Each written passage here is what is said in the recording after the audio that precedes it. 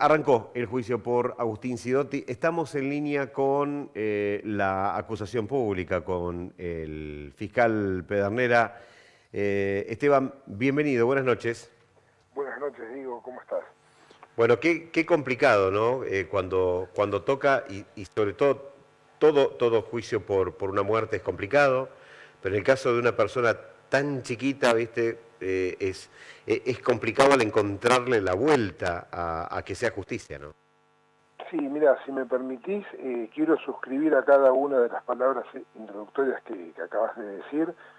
Te iba escuchando y me iba conmoviendo porque cada palabra que fuiste pronunciando iba manifestando el sentimiento que todos tuvimos esta mañana al iniciar el debate, y no solo hoy, sino bueno, en las jornadas previas, porque hay todo un trabajo previo y de fondo que bueno, nos hizo convivir de modo muy cercano con un hecho que fue atroz y que, si bien sucedió hace 4 años, ese dolor sigue vivo, y lamentablemente este tipo de eventos, como es un juicio oral, no hace más que hacer revivir todo. Y si Bueno, tengo que darte... Sí, perdón. Esteban, si bien obviamente tendrá sus agravantes, y eso lo deberán ver los jueces, en un homicidio como este, no deja de ser, para lo que es la fría gradación de las penas, un homicidio culposo, y esto por ahí complica a la acusación, ¿no? Exactamente. A ver, un homicidio culposo, por ahí habría que aclararlo o explicarlo en un término más coloquial posible. Hace mención o da cuenta de una muerte que es de naturaleza accidental, es decir, que no hay intención de un sujeto de causar la muerte. Entonces, la penalidad que la ley establece es una pena conforme a un accidente que termina en un resultado luctuoso. En este caso, el artículo 84 del Código Penal prevé una pena de prisión de 1 a 5 años, ¿sí? O sea, un año es el mínimo y 5 años es el máximo.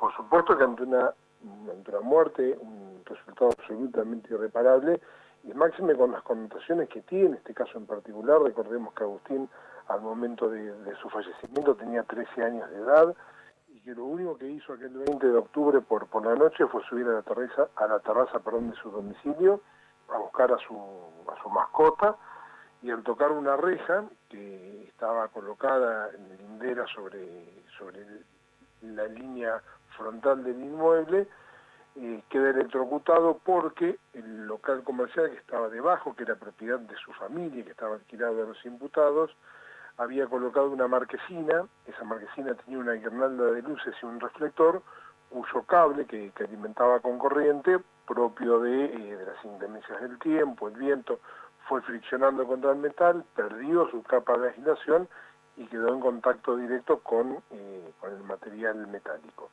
Y al contacto le produjo casi el deceso inmediato de este niño. Bueno, y ahora, ¿qué es lo que sigue? Hoy se ventiló en juicio oral y público esto, que es lo que opina la acusación, lo que carga la defensa en favor de los imputados. ¿Y ahora qué?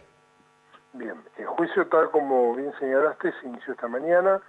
Lo que hubo al comienzo del debate fue un reconocimiento expreso de la materialidad y de la autoría por parte de los imputados, es decir, que no se puso en tela de juicio la acusación fiscal, la reconocieron. Entonces, al existir ese allanamiento, lo que quedamos habilitados las partes fue para comenzar nuestros alegatos, que vendría a ser una especie de valoración de todo el plexo probatorio que existe en el expediente, y de ahí hacer nuestros requerimientos como tal.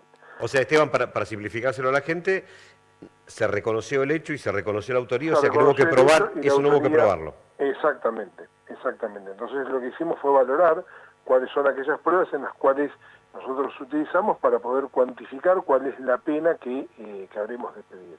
En este caso hubo 3 pedidos diferentes. En mi caso, como acusador público, yo pedí para ambos imputados la pena de 3 años de prisión.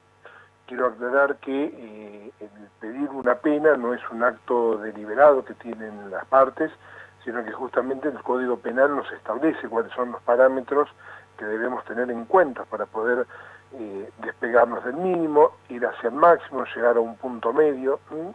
En ese sentido y bajo esas formulaciones, la Fiscalía entendió que la pena que le corresponde a los imputados es la de 3 años. El representante de la familia de Agustín Sidotti, que fue el doctor Emiliano Basso, solicitó la pena de 4 años y 8 meses de prisión, y en el extremo contrario, el defensor, que estuvo a cargo del doctor Mastropierro, pidió el mínimo de la escala penal, entendiendo que al haber un allanamiento de la pretensión, de nunca haber obturado a la investigación, siempre haber estado puestos a derechos y no contar con ningún tipo de antecedentes penales condenatorios o causas en trámites, entendía que el criterio a aplicar sería el mínimo de la escala penal. Bueno, ahora sí. Estamos en un proceso deliberativo donde el juez tendrá que dictar sentencia. Entiendo que no hay margen para una absolución porque hay un reconocimiento expreso, y dentro de lo que es esta escala valorativa de 1 a 5, ese sí es un patrimonio de los jueces establecer cuál es el justo pronunciamiento. Exacto. Esteban, y estamos ante la muy cercana posibilidad de una pena de prisión en suspenso. A ver, hoy con un colega de un medio gráfico explicaba lo siguiente. El Código Penal establece penas privativas de libertad. La regla es que las penas sean de cumplimiento efectivo.